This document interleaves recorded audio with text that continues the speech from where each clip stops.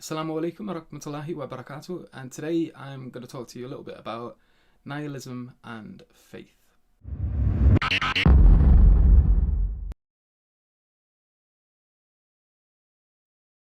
Assalamu alaikum. So my name is Yusuf. I'm from a YouTube channel called Pondering Soul, and I've been doing a bit of work with Subboor, and you may have seen the longer lectures on my dissertation on nihilism.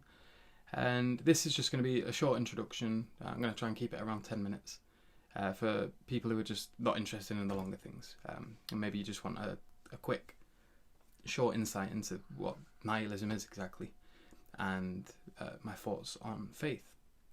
So basically, in my dissertation, I go through this whole thing.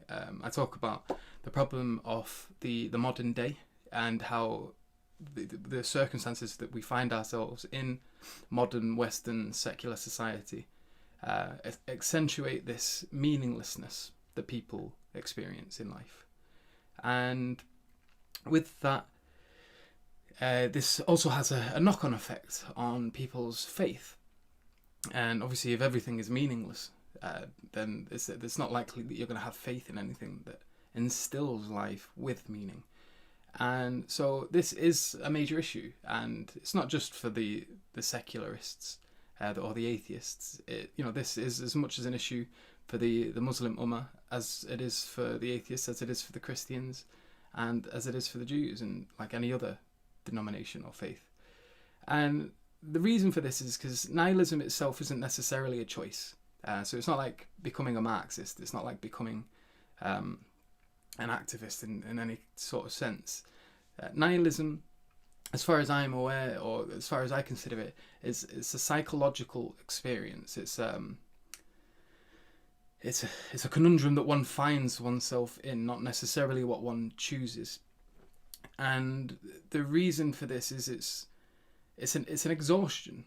It's a tiredness, and it's experienced by this overwhelming sensation that you get when you try to encompass what's going on around you. And for people that live here now in urban cities and societies, there's a lot going on. There's a lot of chaos. There's a lot of choice. There's a lot of information. There's a lot of noise. There's a lot of voices. And sometimes it can be difficult for people to kind of take all of this in and to organize it in their mind in a way which is encompassing, or in a way which you can understand it and therefore draw something from it.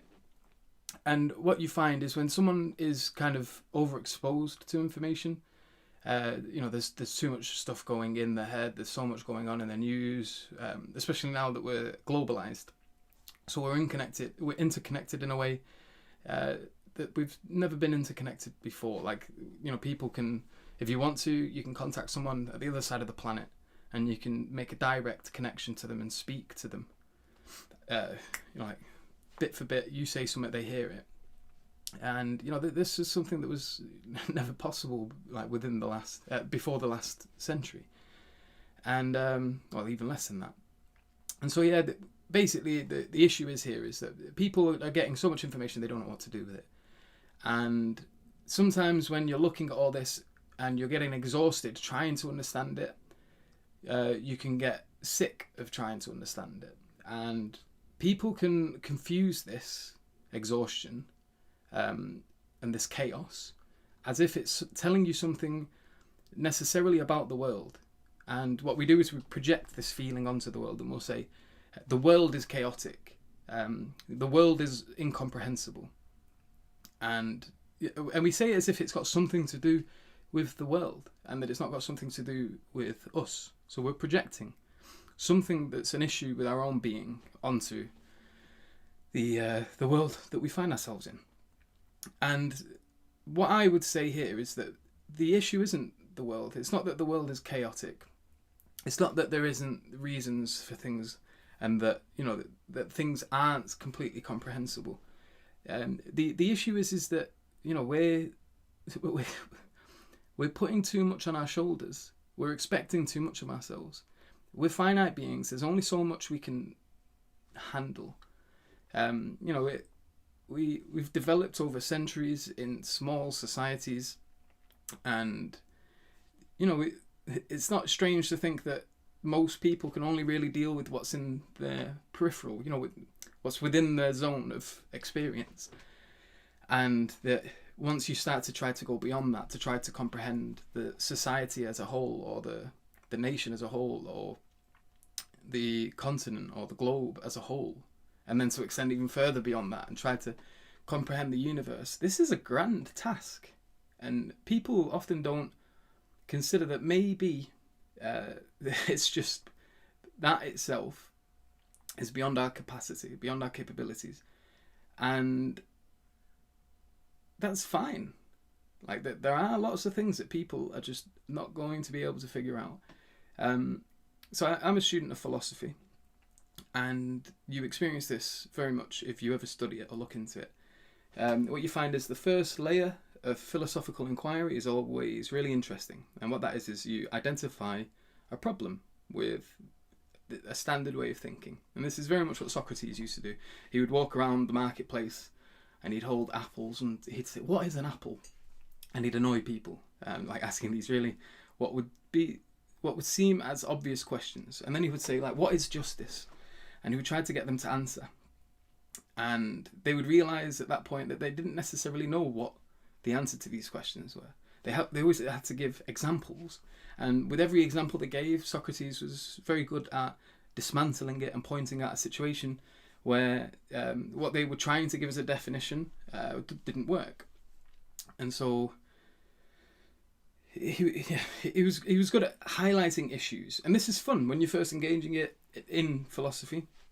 It's not too difficult to figure out where certain problems are. So there's the problem of the external world, the problem of consciousness, the problem of, how we come to know things. What can we know? All of these are issues, and they're relatively easy to understand if you go into the literature, or if you just watch some YouTube videos. You can figure out that there are these issues. But that's only level one. What starts to become more complex is when you figure out level one and you identify the issues, and then you've got to come up with responses to them, or something that might try to make it not a problem anymore. So you try to offer answers, and so you'll have a lot of literature now trying to answer all these problems that the philosophers have started to identify. And this is a lot more complex than the first level. And it only gets more complex. Once you've got someone trying to give an answer, you then have rebuttals to that answer, and they come in many forms. And then you have rebuttals to the rebuttals, and it goes several layers deep. And the deeper you go into this dialogue or into this dialectic, the harder it is to manage it all and to figure out, how all of this connects to everything. It's a difficult task, and it's not surprising that people get overwhelmed by this. Many philosophers become depressed and end up suicidal because they take on a task too grand for them.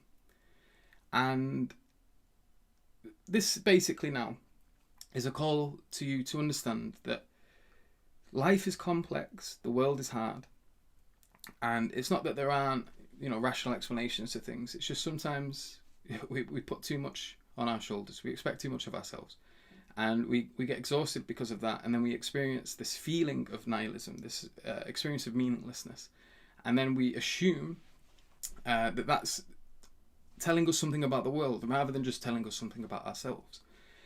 And as a result of this, we end up having to make leaps of faith. And I speak about this, I think, in part 3 with Subboor in my discussion with him. And it's this idea of like the necessity of faith, that like everybody has to make faith in something, or has to have faith in something. That is, that they accept the authority of something or someone without having to necessarily go into absolutely every detail of it.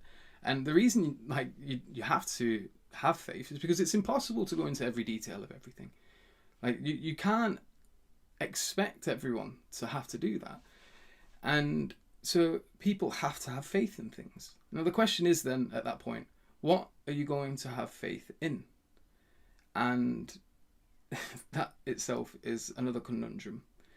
And personally, what I would say is, if you've got a busy life, if you're working, if you've not really got time, like the philosophers, to just kind of dedicate yourself to these esoteric endeavors, to read all the literature, to, you know, go through the headache and the anxiety of having to deal with all this, don't worry. Like, it's not on everyone to study everything. That's absurd. Like, we need people doing things. We need people, you know, working the fields and, you know, farming, and we need mechanics and we need engineers, and we need people doing things other than just thinking about weird esoteric issues. And that's fine. And, you know, if we want these people to be good at what they do, if you want to be a good chef, if you want to be a good engineer or a good software programmer, the way you get good at it is by dedicating your time to that and really investing in it. And, you know, all these other side issues about whether or not there's an external world, you know, the problem of consciousness, it's not necessary for everyone to get into this. It's interesting. And it's good to, you know, watch videos where people talk about this kind of stuff. But just don't let yourself get too anxious about not being able to understand it all. Just submit to it. It's fine. You know, you can't expect yourself to know everything. And, you know, let yourself have faith in things. And don't let it be such a dirty word, like many of these people try to make it out. Even the atheist has faith.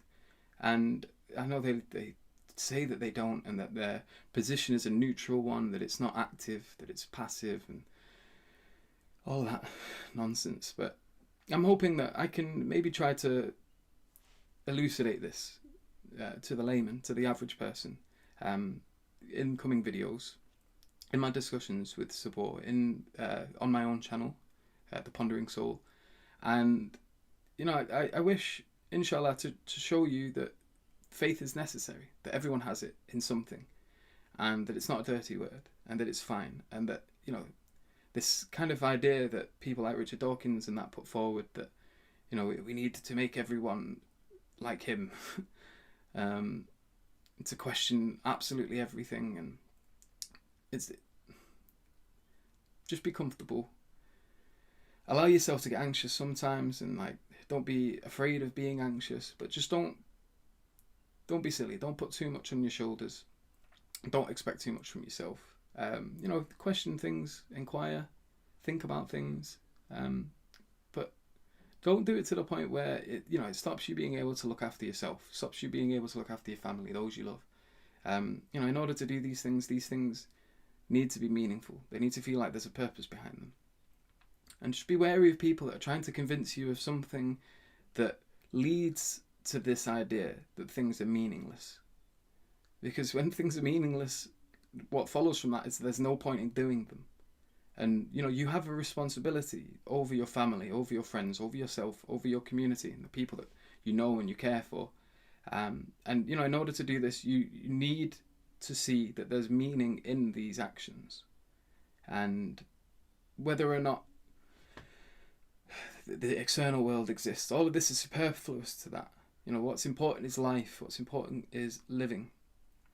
And inshallah, I hope to convince you of that with these short videos, with my discussions with brothers and over on my channel. So I'd said it was going to be 10 minutes. I've made it about 15 here, but I'll leave it there. Jazakallah khair for your time.